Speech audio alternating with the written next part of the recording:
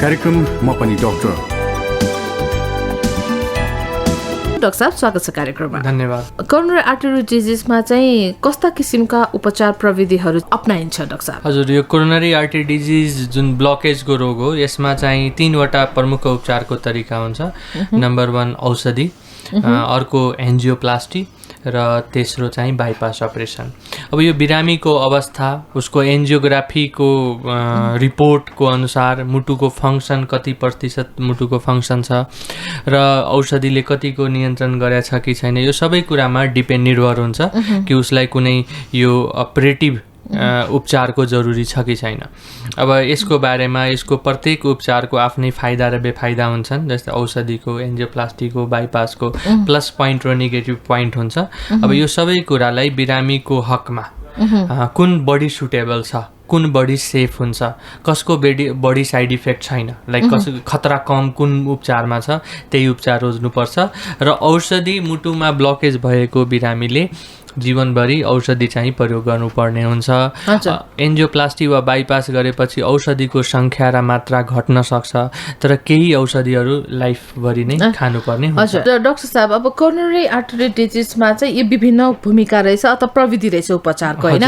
तर जुन अब एन्जियोग्राफीको कुरा गर्यो हामीले, होइन, जसले चाहिँ मुटुमा ब्लकेज यति प्रतिशत छ भनेर न्युक्लियल गर्दछ, त्यो एन्जियोग्राफी चाहिँ कस्तो कस्तो अवस्थामा मात्रै हामीले गर्ने हो त? के अवस्था भएमा चाहिँ एन्जियोग्राफी? जस्तै हृदयघात भएका बिरामीहरू विशेष गरेर जब 12 घण्टाभित्र मुटु दुख्न, छाती दुख्न थालेको 12 घण्टाभित्र जब अस्पतालमा आउँछन्, वा हृदयघात पश्चात मुटु कमजोर भएमा पनि एन्जियोग्राफीको आवश्यकता हुन्छ। छाती हिँड्दाखेरि छाती दुख्ने अवस्था देखियो भने एन्जियोग्राफी गर्नुपर्ने हुन्छ। मुटु कमजोर हुने रोग हुन्छ जसलाई हार्ट फेलियर भन्छ, त्यसमा कहिलेकाहीँ हामीले कारण पत्ता लगाउनको लागि, यो ब्लकेजको कारणले कमजोर भएको हो कि भनेर पत्ता लगाउनको लागि हामी एन्जियोग्राफी गर्छौँ। त्यसै गरी कहिलेकाहीँ मुटुको अपरेसन 40 वर्षभन्दा बढी उमेरका बिरामीहरूमा वा कहिलेकाहीँ बालबालिकामा हामीले एन्जियोग्राफी जाँच गरेर पत्ता लगाउँछौँ कि अरू पनि केही समस्या बिरामीलाई छ कि छैन। र टिएमटी जाँचमा खराबी देखिएमा एन्जियोग्राफी गर्नुपर्ने हुन्छ। यी प्रमुख कारण हुन्। यीभन्दा बढी पनि के अरे इन्डिकेसन्सहरू हुनसक्छ एन्जियोग्राफी गर्ने, तर प्रमुख चाहिँ एन्जियोग्राफी गर्ने रिजन्स यी नै हुन्। त्यसो भए कोरोनरी आर्टरी डिजिजमा अब औषधिको भूमिका कस्तो हुन्छ त डाक्टर? अब यसमा अघि मैले जुन कुरा गरेँ, कोरोनरी आर्टरी डिजिजको उपचारको तरिका 3वटा हुनसक्छ। यसमा औषधि सबभन्दा प्रमुख हो। अब मेजोरिटी अफ द पेसेन्टलाई, सपोज 100मा 80%, 90%लाई औषधि मात्रै खाएर भइराखेको हुन्छ, उनीहरूलाई ठिक रहन्छ। अब औषधि 2 किसिमको औषधि हुन्छ यसमा। एउटा हुन्छ कि ब्लकेजलाई बढ्न नदिनको लागि, र ब्लकेज कुनै अचानक कुनै नराम्रो रूप नलियोस् भनेर हामीले रगत पातलो गर्ने औषधि खान्छौँ, एस्पिरिन औषधि। ब्लकेज बढ्न नदिनको लागि कोलेस्ट्रोल घटाउने औषधि स्टेटिन भनिन्छ, होइन, एटोर्भास्टेटिन, रोजुभास्टेटिन, यस्ता औषधि खाने गरिन्छ। यो 2टा औषधि लामो समयसम्म खानुपर्ने हुन्छ।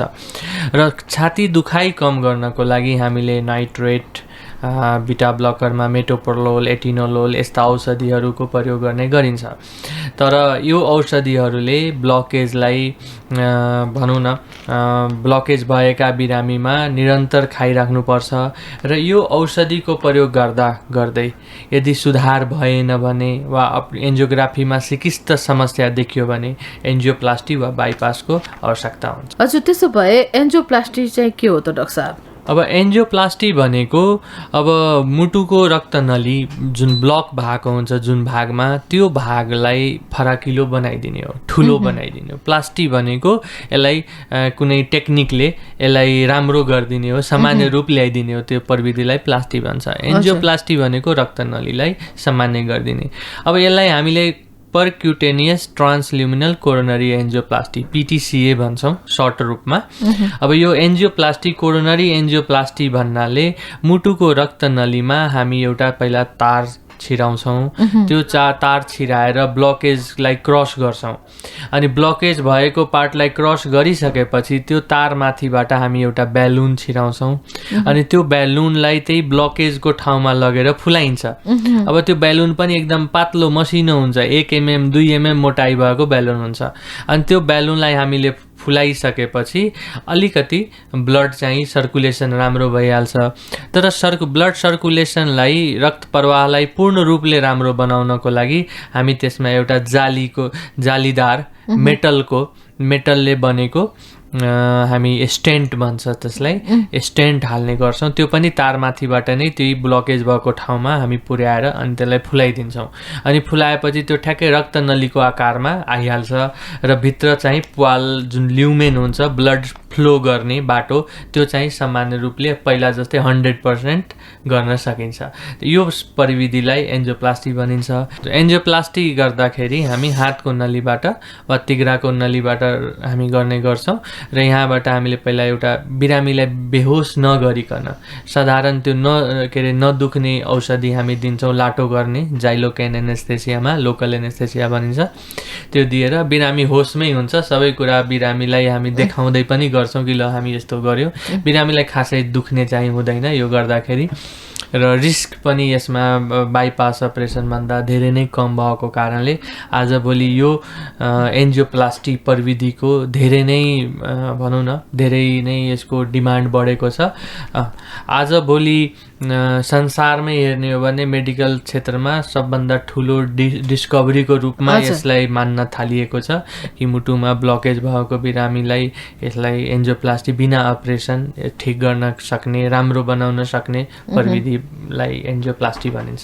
भनेपछि एन्जियोप्लास्टीको अब यति ठुलो इन्भेन्सन छ र यसको विशेषताको बारेमा भन्नुपर्दाखेरि डाक्टर साहब के छ त? अब यसमा एन्जियोप्लास्टी एकदम सबभन्दा इम्पोर्टेन्ट के छ भने यो सजिलो उपचार हो। यो अपरेटिभ जस्तो कम्प्लेक्स प्रोसिजर होइन। अब मुटुको सर्जरी गर्नु भनेको धेरै ठुलो कुरा हो होइन। अब त्यसमा चाहिँ पुरै छाती काटेर मुटुको भागहरूलाई अब त्यसमा ब्लड सर्कुलेसन भइरहेछ त्यसलाई रोक्नु पर्यो वा कहिलेकाहीँ बिटिङ हार्टमा पनि अपरेसन गर्ने गरिन्छ। यो सबै कुराहरू टेक्निकली धेरै च्यालेन्जिङ मानिन्छ। तर एन्जियोप्लास्टीलाई सजिलो, एकदम छिटो हुन्छ। हामी कहिलेकाहीँ 10 मिनटभित्र एन्जियोप्लास्टी सकाइहाल्छौँ होइन। अनि यसमा बिरामीलाई पेन पनि हुँदैन, यो दुखाइरहित हो, बिना अपरेसन बिरामीलाई बेहोस पनि गरिँदैन। र यसको सबभन्दा इम्पोर्टेन्ट कुरा यसको उपयोगिता बाइपास अपरेसन जतिकै हुन्छ।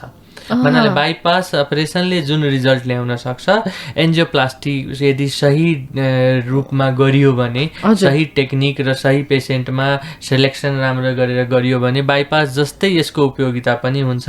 तर बाइपासमा हुने ज्यानको खतरा र अपरेसनको रिस्क चाहिँ यसमा चाहिँ नगण्य हुन्छ एक हिसाबले।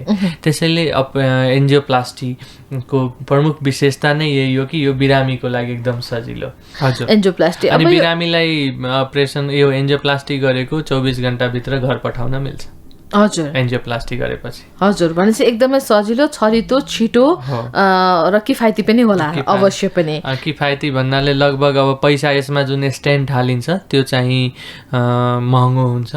तर त्यो स्टेन्ट पनि दुई किसिमको हुन्छ, मेडिकेटेड नन मेडिकेटेड। त्यो चाहिँ हामी पछि कुरा गर्छौँ। हजुर, भनेपछि एन्जियोप्लास्टी गर्नुपर्ने अवस्थाहरूको बारेमा चर्चा गर्नुपर्दा डाक्टर साहब अब हेर्नुहोस्, अब अहिले के छ भने मैले इन्डियामा अध्ययन गर्दाखेरि के पाएँ भने त्यहाँ मान्छेहरूको एउटा शानको कुरा हुन थालेछ। मलाई यतिवटा स्टेन्ट हालेको, मैले फलानु डाक्टर कहाँ उपचार गराएको, तिमीभन्दा मलाई धेरै स्टेन्ट हालेछ भनेर यस्तो मैले सुन्थेँ त्यहाँ होइन।